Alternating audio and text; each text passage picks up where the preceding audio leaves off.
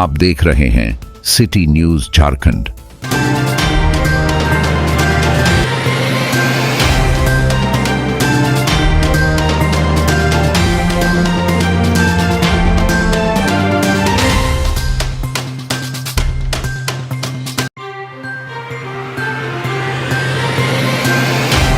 पलामू जिले के मेदिनीनगर समाहरणालय में चौकीदार बहाली में धांधली को लेकर पलामू उपायुक्त पर छात्र लोगों ने उठाई आवाज। इस दौरान छात्रों ने कहा कि इन्हें दोबारा दौड़ की नोटिफिकेशन मिली थी, जो कि गलत है। इन्होंने कहा कि हमें मेगा नोटिस का इंतजार है। उन्होंने कहा कि यह दौड़ पारदर्शी तरीके से की गई थी, लेकिन यह पारदर्शी भी इस तरीके से थी कि धांधली साफ नजर आ रही है। लेकिन बात है कि अगर धांधली हुई है तो जांच का विषय है, लेकिन इसका मतलब यह नहीं कि इस दौड़ को दोबारा कराया जाए।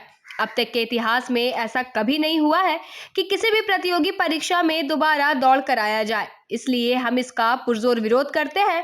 उन्होंने कहा कि हमारी मांग है कि अगर इस प्रतियोगी परीक्षा में धांधली हुई है और अगर इसमें प्रशासन की मिलीभगत है तो अच्छे तरीके से और निष्पक्ष से जांच होनी चाहिए, जिससे कि हमारा भविष्य अधर में ना लटके।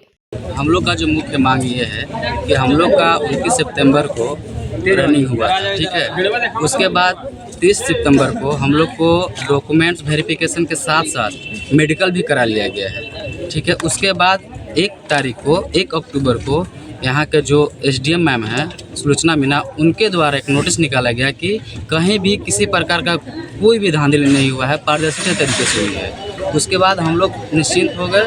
उसके बाद ही 15 दिनों के बाद आचार संहिता लग गई और उसके बाद कुछ अफवाह, कुछ सोशल मीडिया के माध्यम से जो कुछ वीडियो वगैरह एडिट करके या फिर जैसे भी हो रिलीज किया गया, उसके बेसिस पे कल दिनांक 25 तारीख को जो है एक नोटिस निकाला जाता है, जिसमें दौड़ जो है उसको रद्द करने की प्रक्रिया बताई जाती है। जिससे हम लोग काफ़ी आहत हैं। इस नोटिस को देकर हम लोग पूरी विचलित हो चुके हैं, जिसे हम लोग को मतलब होश खरोश भी नहीं है।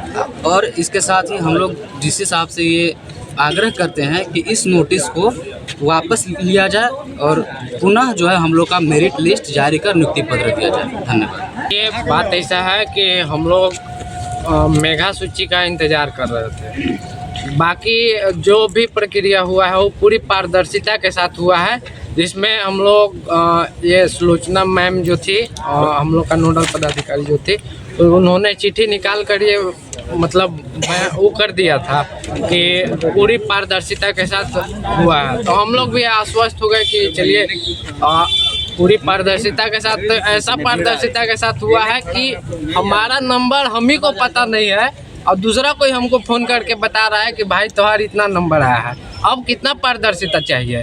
तो हम लोग यहाँ पे इसलिए जमा हुए हैं कि कल एक नोटिस आया है जिसमें लिखा गया है कि पहले का जो दौड़ था उसको पूरी तरह से रद्द किया जाता है और फिर 30 तारीख को दौड़ कराया जाएगा। तो आज तक हमने भी बहुत सारे वैकेंसी देखे हैं जिसमें एक ही बार दौड़ होता है, दोबारा दौड़ का तो कहीं वो नहीं है। अगर धांधली हुआ है तो वो जांच का विषय है।